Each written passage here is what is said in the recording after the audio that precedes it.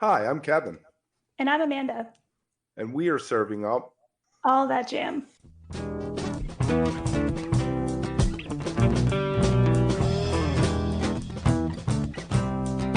All That Jam, Quick Hit. Ryan Jalbert Jalbatross Origin Story. Jalbatross has been like one of my favorite New Conscious late night bands for a while, and I'd love to hear a little bit about that. I know that you all have put out some music. Could you tell us kind of where that grew out of? Yeah, well, so the record sort of came out of COVID.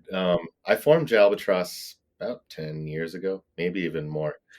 It's just been kind of like an umbrella term for my side projects. And actually, the first iteration of Jalbatross was me writing songs and playing acoustic guitar and singing. At the time, I guess this is maybe 12 years ago or something like that.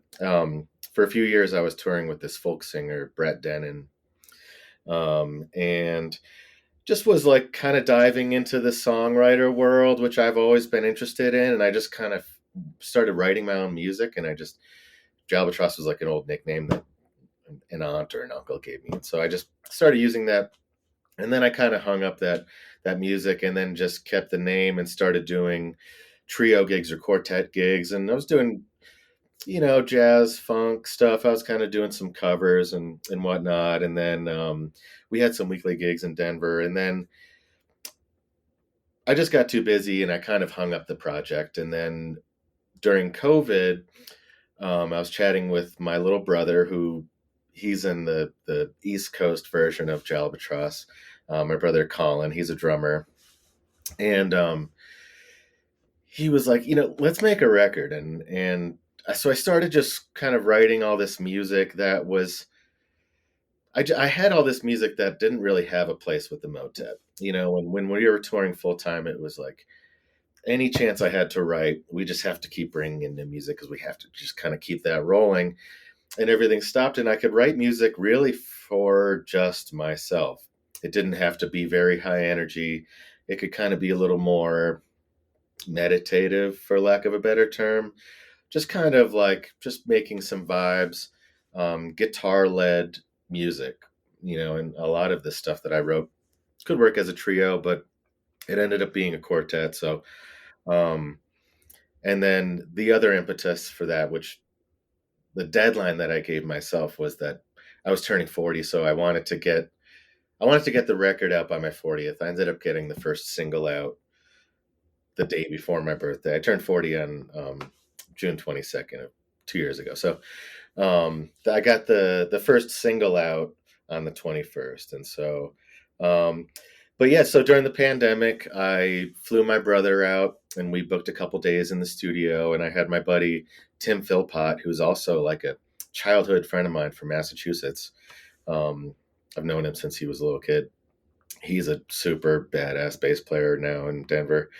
So it was Colin on drums, Tim on bass, and Joey Porter from the Motet on keys, and our buddy Josh Fairman from Sun Squabby and Analog Sun, great engineer. He engineered it.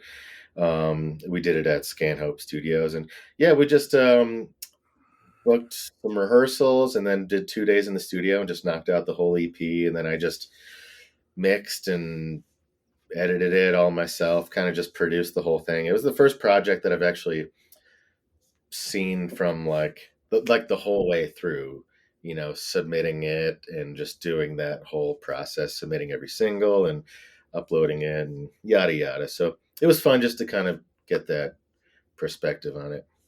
When you're playing with Jalbatross, how do you keep your distinct voice while contributing to the whole and making that into its own thing?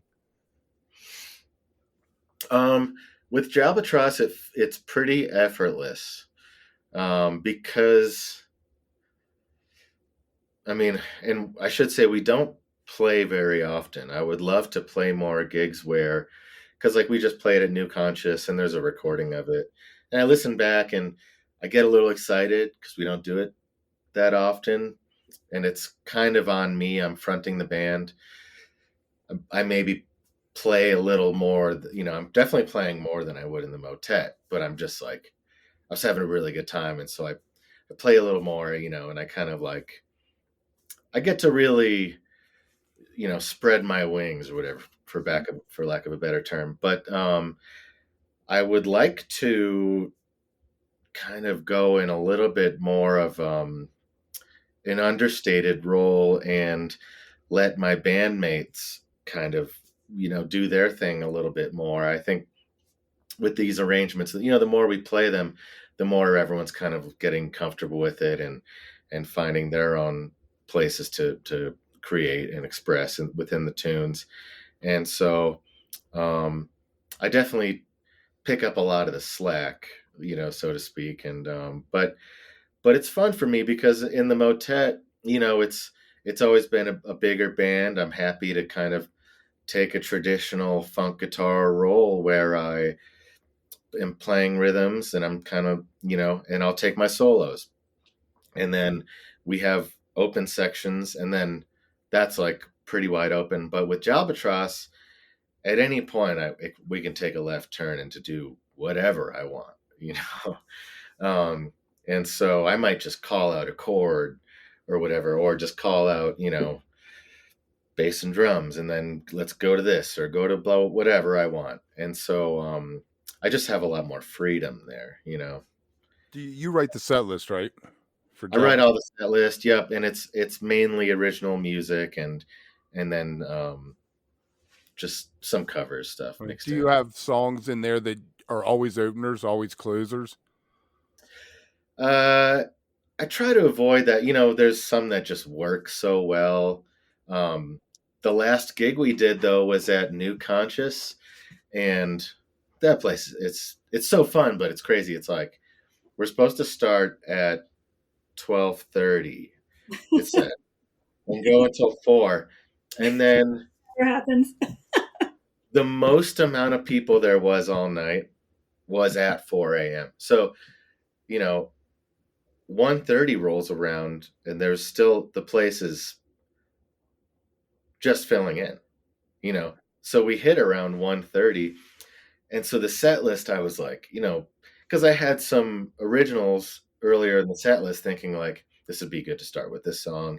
Kind of, some people are coming out from because they like the EP, kind of creating the flow of the set list. And then of the set that way. And then I realized that everyone's going to be showing up at 2:30 in the morning, 3 in the morning. And so had to kind of go on the fly a little bit because I wanted to kind of burn off some of the tunes that were less important for me to kind of save them for the crowd later on, just so I could play more original music for the majority of the people. But I mean, that gig is so fun, but every time I play there, I'm like, where are you people coming from? What are your covers? Oh, we do some stuff. I like doing some Ernest Ranglin tunes. So we can do some instrumental dub music that's still guitar led, and we'll cover stuff, the 70s band stuff. We'll cover, occasionally we'll throw in like a novelty cover here or there, like a Blondie tune or like a Bee Gees tune or something like that. Sometimes we'll do gigs with a vocalist, and we might do like Bjork or something, and then, but a lot of it is a little bit more obscure funk stuff, some like 70s fusion. Kind of thing that you walk away and you're like, that song they did was fantastic. And someone's like, nah, dude, that's from 1978. That's some like Billy Cobham B-side or whatever, Somebody else is. Yeah, because I would like to, I still want to curate. I want to pepper in some familiar sounding music because, especially if we're doing 2 instrumental sets, I don't want to lose people. But at the same time, Jalbatross is my project where I don't really want to feel pressured to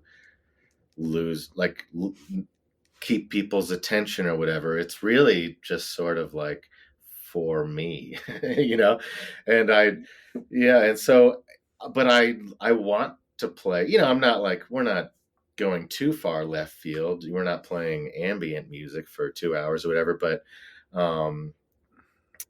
so I can kind of throw in some obscure stuff with my original stuff, and I just kind of pepper in some recognizable stuff. Any here or there. Motet stuff? No Motet music. Yeah. Kind of try to separate worlds, and I get to play that stuff all the time. Yeah, we were going through all the emotions, and I wrote a song on the Oregon coast on the beach a couple weeks ago too. So yeah, I think water's inspiring to me. If you are enjoying All That Jam, please like and subscribe to our social media channels at All That Jam Pod on Twitter, Instagram, and Facebook, or visit our website, allthatjampod.com. Make sure to sign up for our email list and tune in every week for new episodes. Also, look for full interviews on our YouTube channel. And remember, stay beautiful, but don't stay underground too long.